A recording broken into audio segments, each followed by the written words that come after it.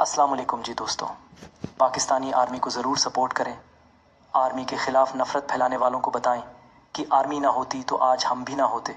हमारे चारों तरफ से दुश्मन है, मगर फिर भी हम सुकून की नींद सोते हैं। आर्मी के बग़ैर कोई भी मुल्क सलामत नहीं रह सकता, इसलिए पाकिस्तान आर्मी का जज्बा बने। चलें स्टोरी की तरफ चलते हैं।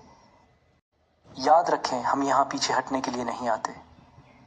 जान निछावर कर देंगे वतन पर, मगर पीछे नहीं हटेंगे।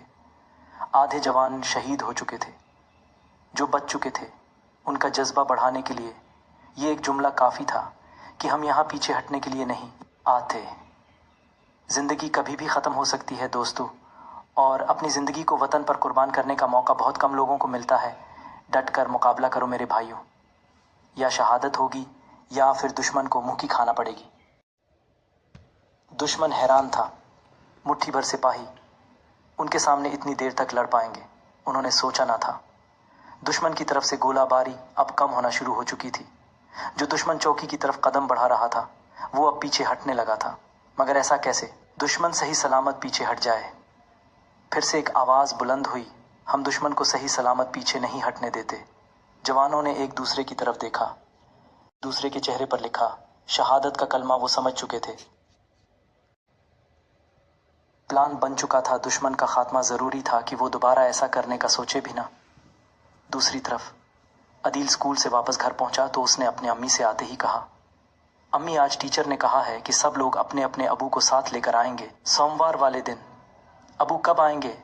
अम्मी उनको कहे दो कि अब घर आ जाएं, इतने दिन से वो घर नहीं आए हैं। सबके अबू उनको खुद स्कूल छोड़ने आते हैं, जबकि मैंने तो अबू को बहुत दिन हो गए देखा भी नहीं। माँ का दिल दहल गया था, आंखों में पानी भर चुका था। दूसरी तरफ आज का दिन फख्र का दिन होगा, दुश्मन की तबाही का दिन होगा। और अब हमारी बारी है कि हम दुश्मन की चौकी की तरफ मार्च करें और उन्हें जहन्नम वासिल कर दें। जारी है। मेरे भाइयों, वतन पर कुर्बान होना हर किसी के बस की बात नहीं होती। जालिम के खिलाफ जान की कुर्बानी देना सिर्फ मुसलमानों के अलावा कोई नहीं दे सकता। हमारे आबाओ अजदाद बिल्कुल ऐसे ही जिहाद करते थे और उन्होंने दुनिया पर हुकूमतें कायम की थी। इसलिए सब एक होकर जुल्म के खिलाफ लड़ें और दीन को थामें ताकि अल्लाह ताला हमें फातेह बनाए। ऐसी और स्टोरीज़ के लिए चैनल को सब्सक्राइब करना ना भूलें। अल्लाह हाफिज़।